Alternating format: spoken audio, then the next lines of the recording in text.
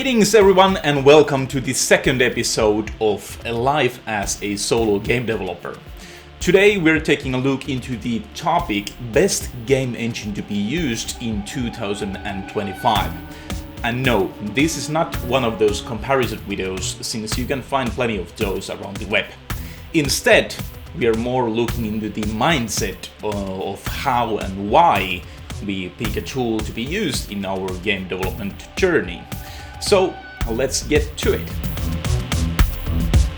There are currently so many awesome game engines available to be used that it's even insane. Each of them have their own ups and downs, and some even having better documentation than others, some having a low barrier entry, and some have very clearly built pipelines and to release games and so forth. But when you discuss with one developer, they'll promote the X game engine and tell you it's the best. And once turning around and listening to another, they may introduce you to something whole different. So how do you know which one to pick? I want to go a couple of years back in my life when I was trying to decide a game engine that suits my development style. Maybe that story will help you to figure out your tool of choice. But actually, before we go into that, here is a very quick advertisement of a game I am currently developing as a solo game development project. So it's coming on early access on 12th of December, which is under a couple of weeks. So consider supporting my journey and wishlist the game on Steam. The game is called Seeker Quest. Seeker Quest is an adventure and exploration shooter, yet it is a shooter. It's built more into the relaxing gaming experience without the frustration and stress. You battle against wild seekers and unlock them to join your team. For each run, you can pick 3 seekers to your team, all with their unique attributes and abilities. And you can change the seeker to another in the heat of battle by hitting the V on your keyboard, which pauses the game. You can take all your time to strategize your next move.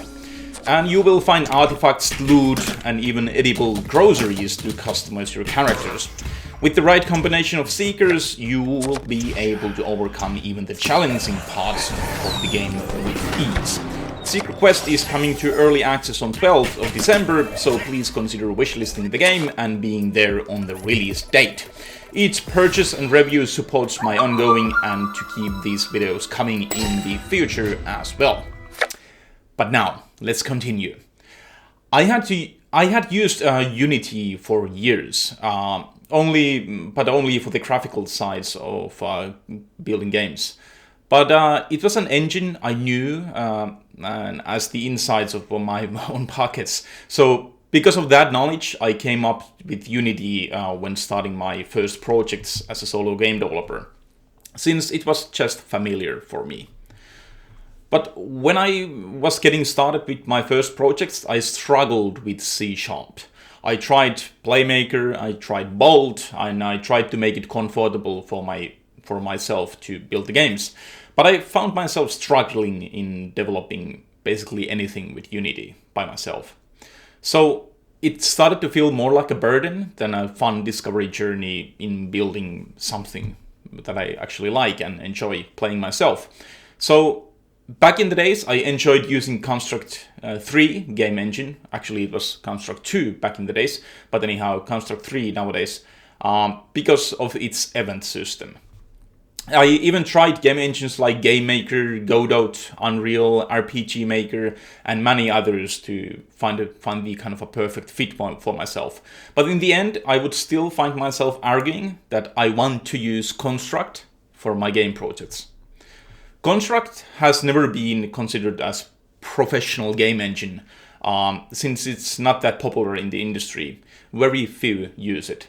So I couldn't really find any reasons around the web why I should pick that as a tool of choice, since everyone was encouraged to use an engine which is more common in the game industry. And they are not wrong. Learning a tool that is not industry standard is not very good for your career. If at some point you would like to stop doing games as a solo, as an example, it would be a terrifying moment to admit that you've not used the common game engines for some time. So I was trapped. I felt that I should use one of those standard game engines like Unity or Unreal, but for my solo game development, they didn't feel like home. I just juggled in between for a very long time, starting a new project in Unity and losing the motivation and to get back into the Construct again. Then after using Construct, I noticed that there's some missing features and stuff like Unity has, but also I had the fear of losing the grasp of Unity, so the juggle was very real at that time. So Construct, or many other game engines out there, don't have so many awesome features as the biggest game engines have, which makes you consider your tool of choice since you feel that you're missing out of something. But still, I could make games fast, easy, and fun while doing it with Construct. It does have its flaws and constraints, but after some time, I started to actually learn those constraints and how to build around those. Rather than dreaming of having some specific feature from Unity or some other game engine, I used some creative approaches to build things I wanted. Also, the constraints started to become a canvas for me to determine which kind of games I should be making. And for someone who knows something about game design and scoping, canvases are more a friend than a foe. So it helps you to keep at least your one foot on the ground when planning your next or current game. So years passed, and nowadays I feel that I've actually accepted my home with my game engine. I still find myself cursing from day to day that why this works like this, or this shouldn't be so hard, only to kind of remind myself that even though I would shift into another game engine, the reasons for cursing would just be something different. So I realized that the engine switching was a good argument for myself to dodge the actual work. So the so-called unhappy part of game development, which is the struggle and running into problems and then overcoming them. So it's a good excuse. It's easy to blame the game engine and think that everything would be easier if I choose something different. But in the end, it's just an excuse. So no matter the game engine, you'll encounter problems. They're just different. So getting back to the question, which game engine should I use in the year 2025 isn't the right question. I think the right question is that what you're trying to achieve with your work. Are you building the game as a hobby by yourself or maybe in a small team? If yes, pick the ones that keep you motivated. And when running into problems, don't blame the engine. It's easy, I know. But in the end, it's never-ending circle. Don't fall into that.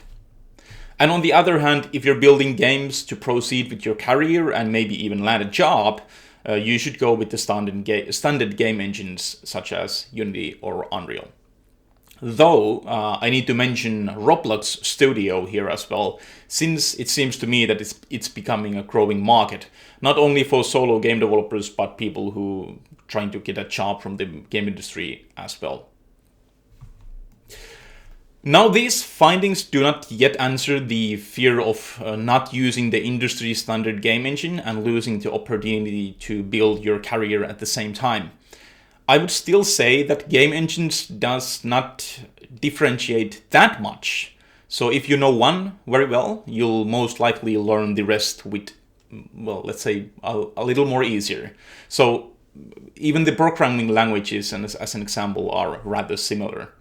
So personally, I wouldn't stress about the decision with your game engine, as long as you're using something that keeps you motivated, keeps you building, and ultimately keeps you learning. Because that's what it's all about. Build, fail, learn, and repeat. And if you're doing that in an environment which does not motivate you, you'll find yourself dead end pretty fast. But yeah, I could go days about this topic and maybe even dig into the details of some specific game engines, but that would make the length of this video hard to endure. So because of that, let's start wrapping this up.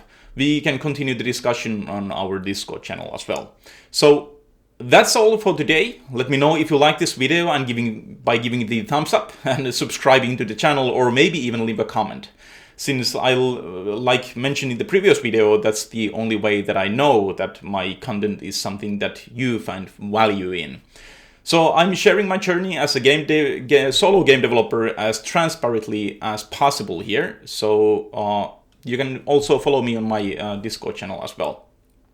So check the links on the description and wishlist Secret Quest on Steam to support my ongoing and keep these videos coming in the future as well.